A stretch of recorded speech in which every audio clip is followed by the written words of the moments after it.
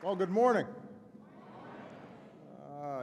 This is just an extraordinary gathering. I have to say to Reverend Cortez and all the other organizers of this prayer breakfast, I think it's getting bigger. Huh? I think this thing is growing.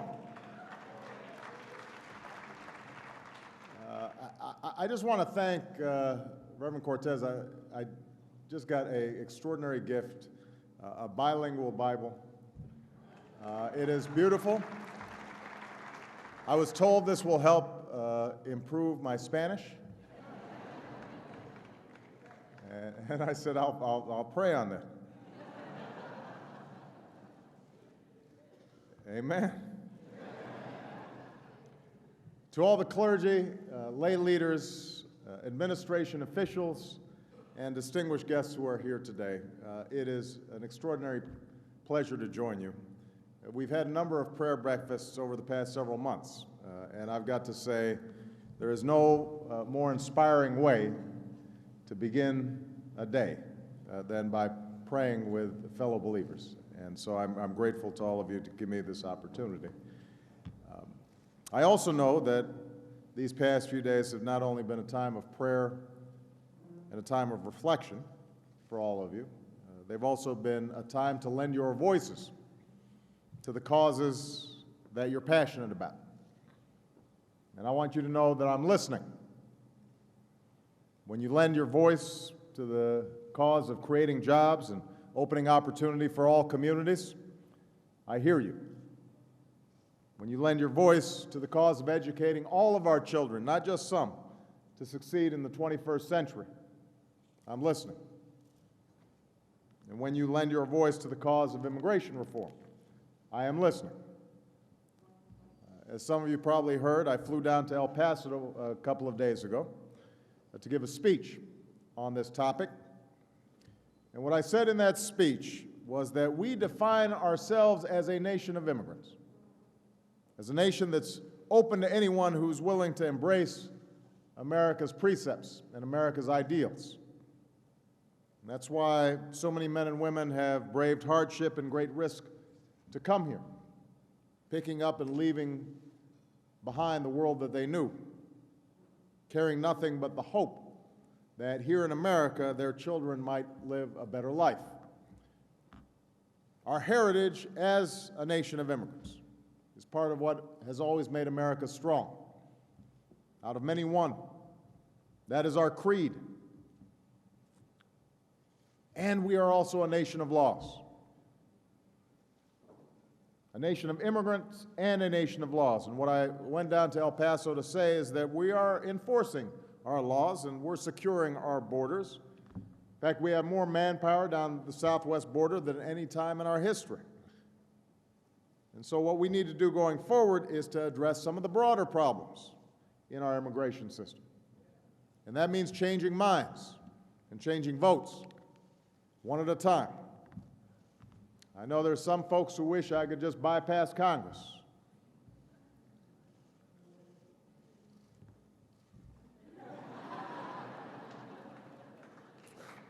I can't. But what I can do is sign a law. What you can do is champion a law. What we can do together is make comprehensive immigration reform the law of the land. That's what we can do.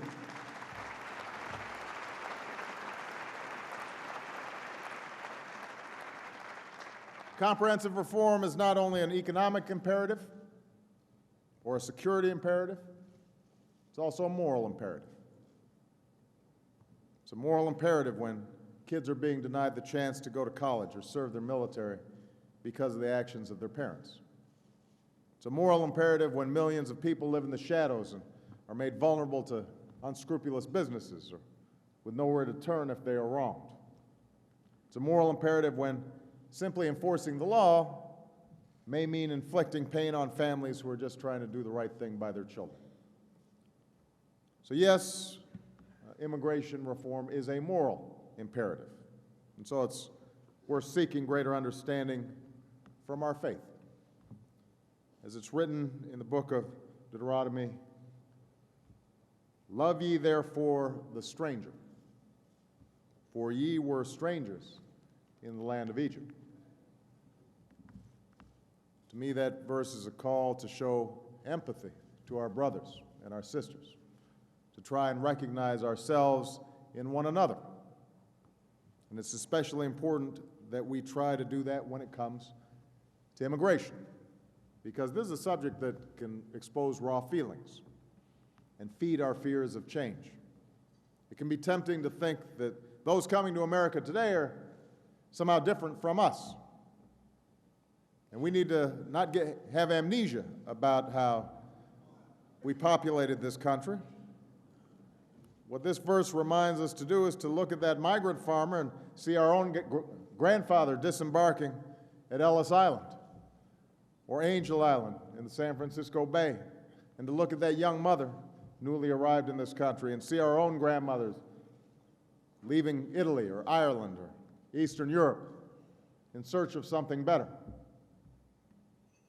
That sense of connection, that sense of empathy, that moral compass, that conviction of what is right is what led the National Association of Evangelicals to shoot short films to help people grasp the challenges facing immigrants. It's what led the United States Conference of Catholic Bishops to launch a Justice for Immigrants campaign, and the Interfaith Immigration Coalition to advocate across religious lines. It's what led all the Latino pastors at the Hispanic prayer breakfast to come together around reform.